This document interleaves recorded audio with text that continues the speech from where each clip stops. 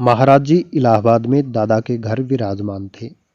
महाराज जी के दर्शनों के लिए आई हुई डॉक्टर राय की पत्नी से बाबा पूछ बैठे, तू पूजा भी करती है? उसने स्वाभाविक तौर पर कह दिया, हाँ बाबा। सीधा सा उत्तर था, कोई नई बात नहीं थी। बहुतों के घर में होता है पूजा पाठ, परंतु महाराज जी को तो कोई और ही खेल खेलना था, भक्तों को कुछ समझाने के लिए। सो पुनः पूछ बैठे, किसकी पूजा करती है? कृष्ण भगवान की बाबा। कैसे हैं तेरे कृष्ण भगवान? लाकर हमें दिखाएगी? दादा के घर उपस्थित सभी लोग शायद मेरी तरह ही सोचते रह गए। उसके घर भी तो जाकर देख सकते थे बाबा जी। और वह संभ्रांत महिला दूसरे ही दिन निसंकोच अपने कृष्ण कन्हैया की बड़ी सी मूर्ति ले आई। मूर्ति को हाथों में लेकर महाराज जी ने बड़े ध्यान से देखकर उसकी बड़ी प्रशंसा की। सभी मंत्रमुग्ध इस लीला को देख रहे थे, पर किसी की समझ में यह नाटक उतर नहीं पा रहा था। सभी इसे महज एक खिलवाड़ समझ रहे थे उस महिला को प्रसन्न करने हेतु। पर अब असली लीला प्रारंभ हुई।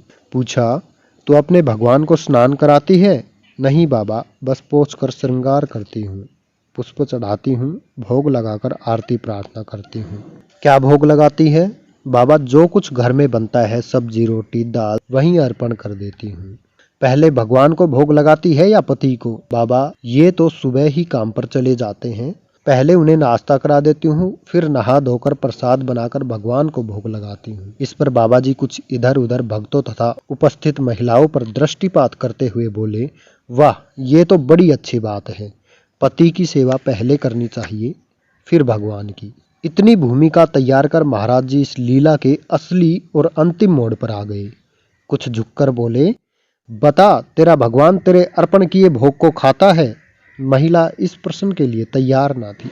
वह असमंजस में पड़ गई कि क्या उत्तर दूं। सारा उपस्थित भक्त समाज अब बड़ी ही उत्सुकता से यह लीला देखने लगा था। तभी वह महिला बोली, ये तो बाबा मैं नहीं जानती, मैं तो इसी भाव से भोग अर्पण करती हूँ कि कन्हैया खाता होगा। तभी बाबा जी एकदम सीधे होकर बैठ गए और गंभीर स्वर में जोर देकर बोले, हाँ खाता है, भगवान भाव खाता है, तभी प्रसाद बनता है।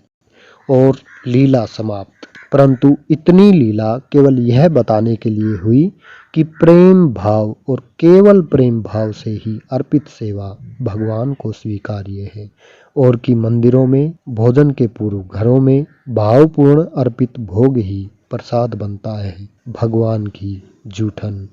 भावहीन भोग का अर्पण केवल कर्मकांड की रूखी विधि बनकर रह जाता है।